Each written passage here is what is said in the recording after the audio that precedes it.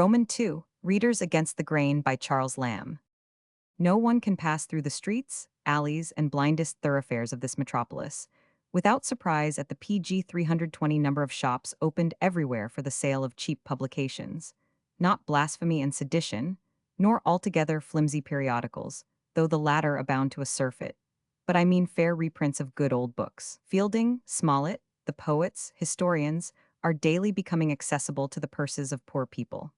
I cannot behold this result from the enlargement of the reading public without congratulations to my country. But as every blessing has its wrong side, it is with aversion I behold springing up with this phenomenon a race of readers against the grain. Young men who 30 years ago would have been playgoers, punch drinkers, cricketers, and see with one accord are now readers. A change in some respects, perhaps salutary, but I liked the old way best. Then people read because they liked reading. He must have been indigent indeed, and, as times went then, probably unable to enjoy a book, who from one little circulating library or another, those slandered benefactions to the public, could not pick out an odd volume to satisfy the intervals of the workshop and the desk. Then if a man told you that he loved reading mightily, but had no books, you might be sure that in the first assertion at least he was mistaken. Neither had he, perhaps, the materials that should enliven a punch bowl in his own cellar. But if the rogue loved his liquor, he would quickly find out where the arrack, the lemons, and the sugar dwelt. He would speedily find out the circulating shop for them. I will illustrate this from my own observation. It may detract a little from the gentility of your columns when I tell your readers that I am, what I hinted at in my last, a bank clerk. 33 years ago, when I took my first station at the desk, out of as many fellows in office 1 or 2 there were that had read a little. One could give a pretty good account of the Spectator. A second knew Tom Jones. A third recommended Telemachus. One went so far as to quote Hudibras and was looked on as a phenomenon.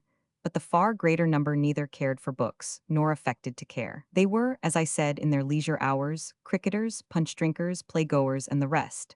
Times are altered now. We are all readers. Our young men are split up into so many book clubs, knots of literati. We criticize. We read the Quarterly and Edinburgh, I assure you. And instead of the old, honest, unpretending a literature so be PG 321 coming to our profession, we read and judge of everything. I have something to do in these book clubs and know the trick and mystery of it. Every new publication that is likely to make a noise must be had at any rate.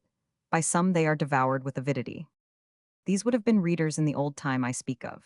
The only loss is that for the good old reading of Addison or Fielding's days is substituted that never-ending flow of thin novelties which are kept up like a ball, leaving no possible time for better things, and threatening in the issue to bury or sweep away from the earth the memory of their nobler predecessors.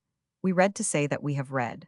No reading can keep pace with the writing of this age, but we pant and toil after it as fast as we can. I smile to see an honest lad, who ought to be at trap ball, laboring uphill against this giant load, taking his toil for a pleasure, and with that utter incapacity for reading which betrays itself by a certain silent movement of the lips when the reader reads to himself, undertaking the infinite contents of fugitive poetry, or travels, what not, to see them with their snail pace undertaking so vast a journey as might make faint a giant's speed.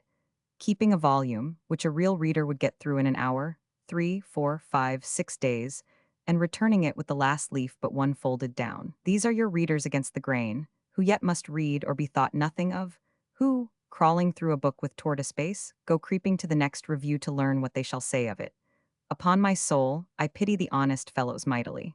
The self-denials of virtue are nothing to the patience of these self-tormentors. If I hate one day before another, it is the accursed first day of the month, when a load of periodicals is ushered in and distributed to feed the reluctant monster. How it gapes and takes in its prescribed diet, as little savory as that which Daniel ministered to that apocryphal dragon, and not more wholesome. Is there no stopping the eternal wheels of the press for a half-century or two, till the nation recover its senses? Must we magazine it and review it at this sickening rate forever? Shall we never again read to be amused, but to judge, to criticize, to talk about it and about it? Farewell, old honest delight taken in books not quite contemporary, before this plague token of modern endless novelties broke out upon us. Farewell to reading for its own sake. Page 322. Rather than follow in the train of this insatiable monster of modern reading, I would forswear my spectacles, play at put, mend pens, kill fleas, stand on one leg, shell peas, or do whatsoever ignoble diversion you shall put me to. Alas, I am hurried on in the vortex. I die of new books or the everlasting talk about them. I faint of Longmans, I sicken of the constables. Blackwood and Cadle have me by the throat.